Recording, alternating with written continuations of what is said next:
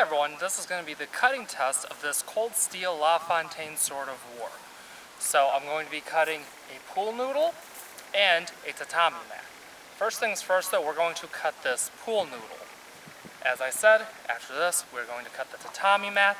It is one single roll. So it's not a double mat or anything like that, it's one roll.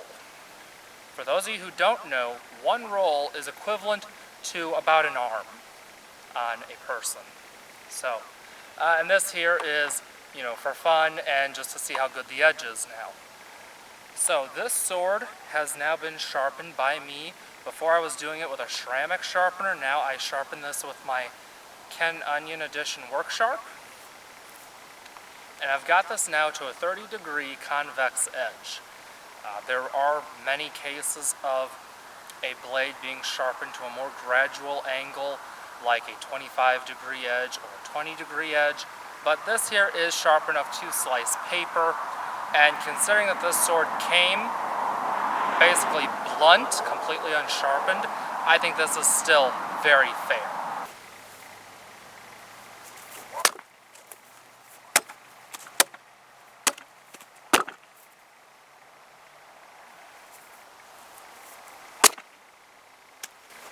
So you'll notice that it cut pretty well.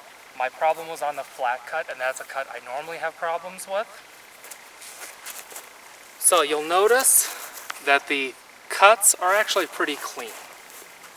As I said, there was some problems with the flat cut, but the flat cut is the most difficult cut, and I will take the blame on that one because it did so well on the other cuts. Okay, so now I am going to cut a tatami mat. Now this, as I said, it's only a single roll. This is not a double roll or anything like that. This is equivalent to an arm. And the first cuts, I'm going to try not swinging too hard. I want to see how good the sword can cut basically by itself.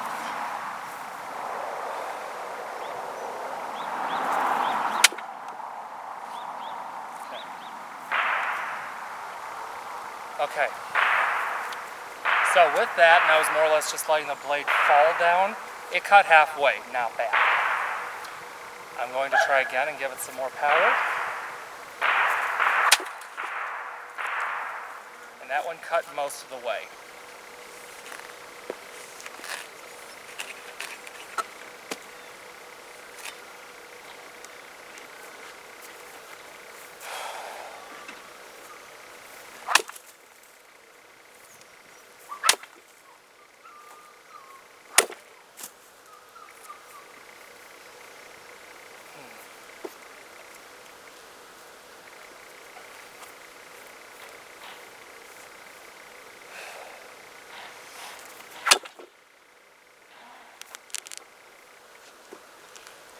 And I just split the peg.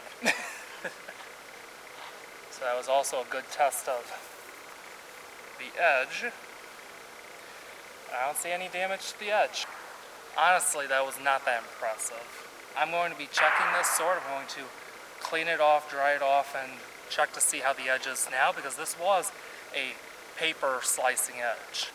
And I did give this thing a good sharpening on the work sharp, so I'm going to do this again on another day, and I am going to give this a finer edge more than likely, maybe more like a 25 or a 20-degree edge. I mean, I was working harder at this than I should have for getting that kind of result. As you can see, this is a bundle of tatami right here, and I'm going to try cutting through and we'll see how many swipes it takes.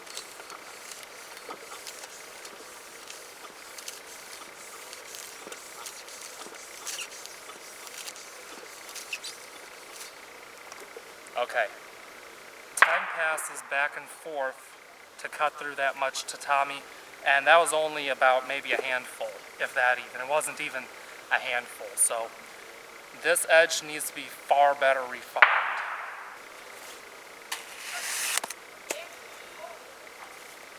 It still cuts pool noodles decently though, so I have some paper here. I'm going to wipe the blade off to make sure it's nice and dry so it doesn't mess up my paper slicing test. And it's dry. And now to see how the edge is now after all that. It's sharp. I mean, that's not much effort at all. So,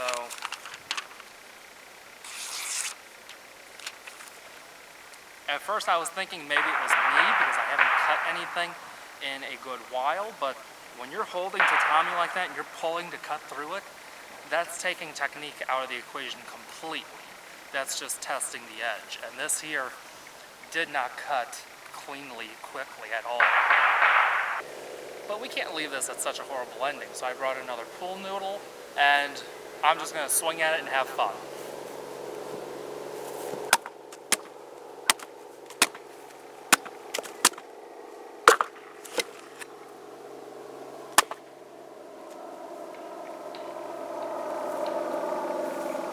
You'll notice I hit the peg again, and that's because this peg I made a long time ago. It's really longer than it should be, so I'm going to definitely shorten that between now and the next test. In fact, I might have to replace it because I did split it. So, that's pretty much it. Thanks for watching, guys. Be sure to like, share, and subscribe. Follow me on Facebook, Instagram, and Twitter. I'll see you next video. See ya.